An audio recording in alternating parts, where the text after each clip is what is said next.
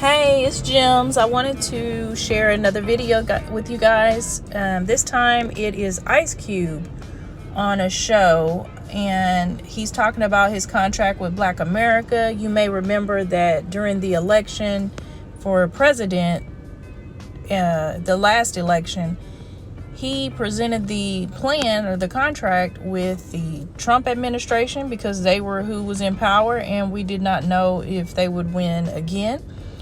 And he also reached out to the Biden administration to see if they would sit down with him and discuss it, and they told him to wait until after the election. Well, here we are, it's 2022, and he's still waiting. So this is what he's going to be discussing on this show. And I hope those people that were on Twitter that were going in on Ice Cube about him, oh, you're just a Republican and it's just part of the agenda. I hope they can walk that back and think and look at what's going on today. I really hope so. And just see how we should have gotten behind Ice Cube to help push him into the room based on the plan that he had. But instead we had the sister, I forgot what's them, Fox Soul women. Oh my goodness, they get on my nerves. They start talking about, well, what about women? Last time we checked, Black America included black women. A bunch of damn foolishness, really. So it's a wonder that Cube is still out here even trying. I don't know that I would messing with you folks out here to just go along with whatever the media puts out to you. Oh, he's bad. Oh, it's bad. You vote blue no matter who. You ain't black if you don't vote for Joe Biden. Now, I didn't vote for Trump or anything, but man, I think now looking at these open borders and everything else, I probably should have. But I didn't vote for Biden either. I wrote in something at the top of the ballot. But yeah, I mean, this is what we got going on today is crazy. My 36 eggs, the carton that I like to buy, instead of it being $5 and something, it's now $9 and something. So the price of gas is through the roof. So yeah, hindsight is 2020. But yeah, let's listen in. And I'm playing this based on fair use guidelines for news reporting and educational purposes. And let's go ahead and listen. Biden administration agreed with 85% of what you had in there. What didn't they agree with? I guess 85% because I still haven't spoken to them about it. So, they haven't done anything to act on it. I've had one conversation with an assistant to the president, but no talk with the president, and no other movements. So Cube spoke to an assistant of the president, yet Kamala Harris sat down with rapper Lil Baby. She couldn't sit down with Ice Cube. He's the one that brought the contract before the election. Y'all were supposed to get back with him. You would think if you were serious about the black vote, and especially now that they're even making a big thing about the Democrats losing the black male vote, why wouldn't you sit down with a black male who has a plan? Is that because you don't want him to nail you down to a specific or to some specific policies and tangibles that we can then later say, hey, look, this is what we talked about. This is what you agreed upon, and you're not holding your promise. They don't ever want to promise anything to black people because whatever they do for us, they want to do for everyone. And it always starts off blackety black black. Oh, the suffering that black people have gone through here in America. We're going to turn it around and get all of our disenfranchised communities up. It's always a bunch of bull, a whole flip-flop on black people. We get to the back of the line after we're the whole start of the conversation. But let's continue with this interview. We're still working though. We're still, like I said, working behind the scenes. We have, hopefully a major announcement to make soon. And we're going to go to the private companies and see if they are willing to change some of their practices to move the needle and help, all of us prosper. Now, I'm not sure if you guys were familiar with this, but Ice Cube did secure a $100 million NFL pledge for the contract with Black America. And as I was reading Forbes.com, it says that the league said it committed over $100 million to causes that assist contract with Black America Institute. So that's some of those funny, that's that funny language that can get them to do whatever they want to with this $100 million. But I continue to read, and it's actually good. It said the contract's sports industry economic development plan, so this is part of the contract with Black America, requests that sports leagues and teams hire exclusively Black companies for food vendors in stadiums, including more Black manufacturers, production companies, and marketing and advertising agencies in league operations. Jackson, which is Ice Cube, says he wants to add other sports leagues, including MLB and MLS, and says he has reached out to the NBA, but hasn't yet received a response.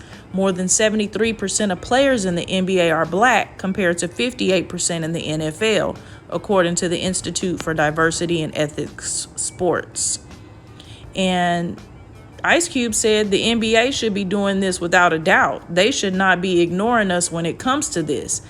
The league didn't return a Forbes request for comment to discuss the matter either. So he's really going to bat for Black people. This is how you use your star power. This is how you use your money to get in the rooms that regular Black folk can't get into and advocate for your people. He is trying to advocate for these huge corporations that, especially these that benefit off of Black people, our talent. The majority of these two leagues, NFL and NBA, are Black people that are doing the entertaining, that are putting on the show, that are pulling in the crowd. So they should be open to working with Ice Cube to actually implement some of this stuff so that we can get more Black businesses in these places. We can get the revenue from these corporations. And this is actually great for this. He can't solve all problems, but this is a start. Getting our businesses out of just these small little pockets. Get us into some of these major corporations. That's one way to do it.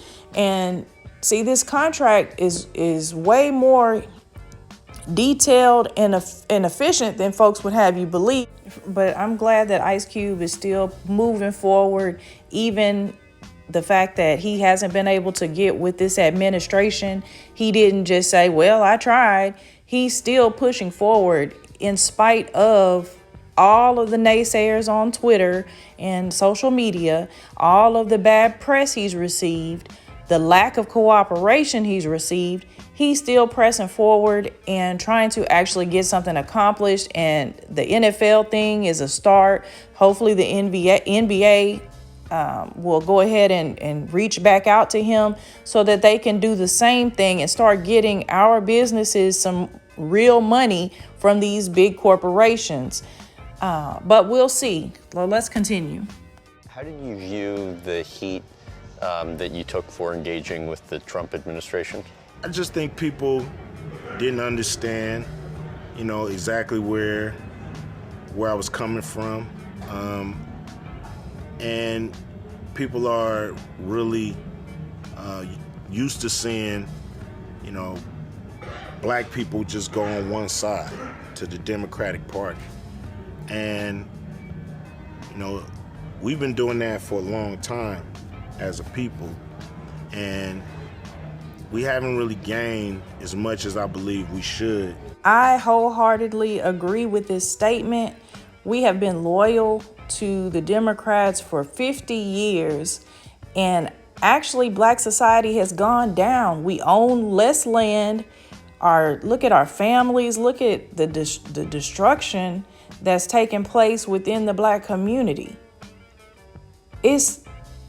You can see this hasn't helped us at all. So not to say that we should jump ship and all go Republican.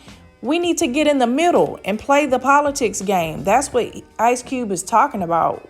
This is not going to work. Just staying on loyal to one side who uses our struggle and pain and things that we've gone through to benefit everybody else. But let me go ahead and let this clip finish.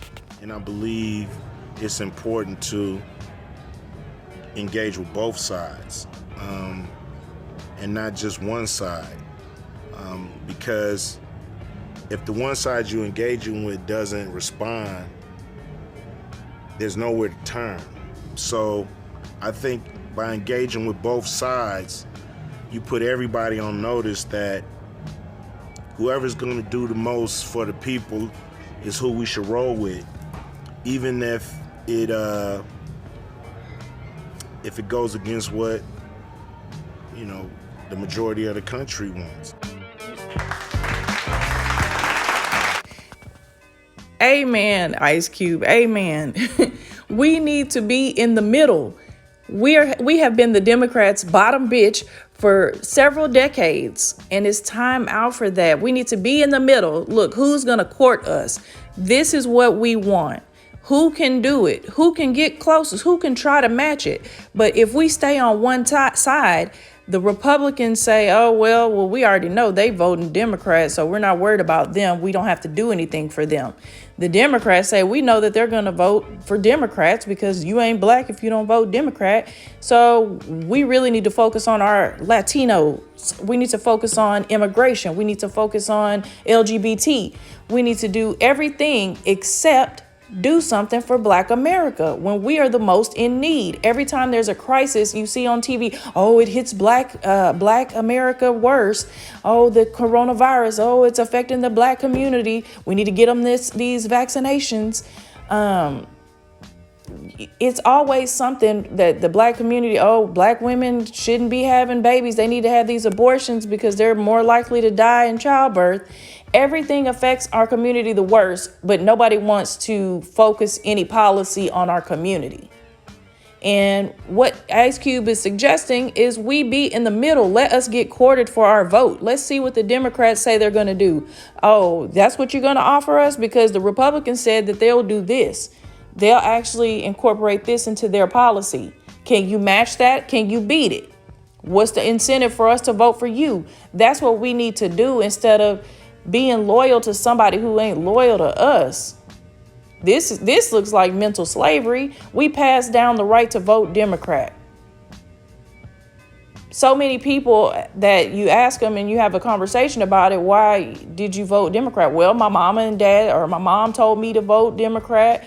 That's just what we do. And I had that same story. They told me, oh, you vote Democrat. Oh, okay. And then you hear some of the racist rhetoric of the Republicans and you're like, oh, okay, well, I got to vote Democrat. But we're not getting anything. So we need to hold the vote and say, hey, look, what are y'all going to do for us? We are no longer tied to this one side unless we're tied to whoever's going to do the most for our community.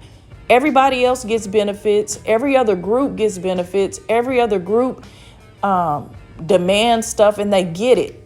The Asian Pacific Islanders, they came together. They demanded, their politicians demanded legislation.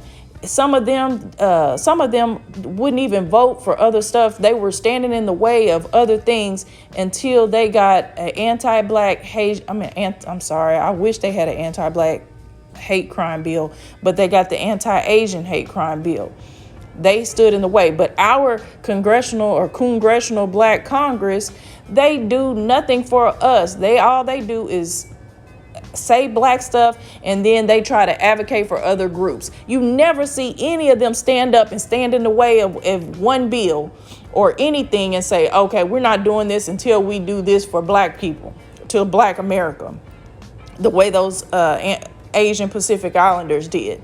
You don't see that. And then the white guy, I forgot his name, that was holding up all the bills during the pandemic and all of that. He's a Democrat, but he was holding everything up because he didn't get what he wanted. and he needed more. You know what I'm saying? So we don't have that type of advocacy in Congress. So what Ice Cube is doing is awesome. We really need to get behind him. I hope that he can get somewhere. I really don't trust these politicians, of course, but we'll see. We'll see if he can get them, if we can make enough noise that they actually have to talk to him, and then we'll see what they do from there. It's like the Democrats play a mind game. They try to figure out, how can we flip this around? Just like the whole reparations movement, so many people have now been demanding reparations for Black people, and they're just trying to figure out how can they co-opt this and turn it around so it includes everybody. They can't do specifically for us because they need us to stay the bottom class. But that was the end of that video. I thank you if you've made it this far. I get passionate about issues with our community and how we've been manipulated so many decades by one group. But I appreciate you for listening. Thank you for subscribing. Make sure you like the video and share this if you can. I appreciate you all. Until next time, peace.